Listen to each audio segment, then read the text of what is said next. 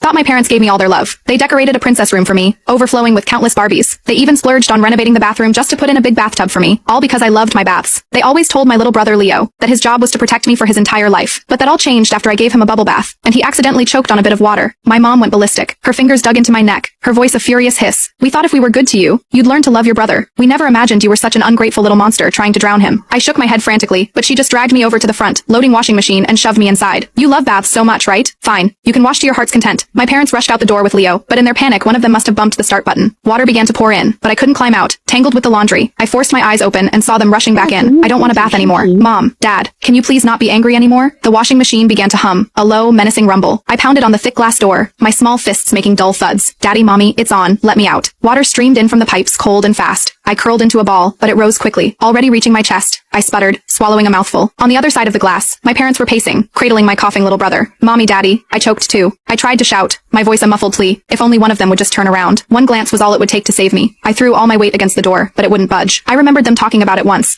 how they'd bought this specific model with a child lock, just in case I got big enough to be mischievous and climb inside. Once it was locked for good. The drum began to twitch, then slowly turn. The icy touch of the metal walls pressed against my skin. Suddenly the whole world jolted, and then began to spin. An irresistible force threw me up, slammed me down, and threw me up again. My body crashed against the hard drum with a sickening thud. I tried to scream for help, but the moment I opened my mouth, soapy, sweet-smelling water flooded my mouth and nose. Dad, Mom, dizziness washed over me, a crushing weight on my chest. I fought to keep my eyes open, desperate for one last look at them. I saw them, a blur of motion, hastily pulling on their jackets. I am so disappointed in Penny. My mom's voice cut through the roar. If she'd do this to her brother while we're right here, who knows what she does in private? She needs to learn a real lesson this time. What do we do, honey? Dad sounded panicked. Leo's been coughing forever. His face is turning red. The hospital, we're going to the hospital now. The machine's first spin cycle paused. The suffocating water slowly drained away, but my relief was short, lived as a new gush began to pour in. Terrified, I used every last bit of my strength to bang on the glass. Daddy, Mommy, please save me. Penny can't hold on. My mom, who was putting on her shoes, froze. She walked towards me. Mommy, help me, I whimpered, a flicker of hope igniting in my chest. I knew it. She was just trying to scare me. I'd never ever hurt Leo again, not even by accident. She reached out a hand, but not for the door handle. She stood a few feet away, her face a mask of disappointment as she pointed a finger at me. You still don't think you're wrong, do you? Trying to break the machine to show me you're angry. Penny, your brother is 2 years old. The first word he learned was sis, and this is how you treat him. You can stay in there and think about what you've done. We've spoiled you rotten, and that's how you became so entitled. I cried and shook my head, feeling the water rising up my back again. My head was still spinning from the first cycle. I weakly slapped the glass to get her attention, but it only fueled her rage. She kicked the machine, the metal frame vibrating from the impact. You dare talk back to me? No, no, Mommy. The water will fill the whole thing. I can't survive that. I started praying for the water to rise faster, so she'd see the danger and let me out. A soft beep echoed, and I braced myself, pushing against the walls with my arms and legs. Just hold on. As soon as she opens the door, I'll be safe. But then, the drum began to turn again, and my dad walked over, holding Leo. Honey, stop wasting time being angry with Penny. Click the link in my bio to get the full story for free.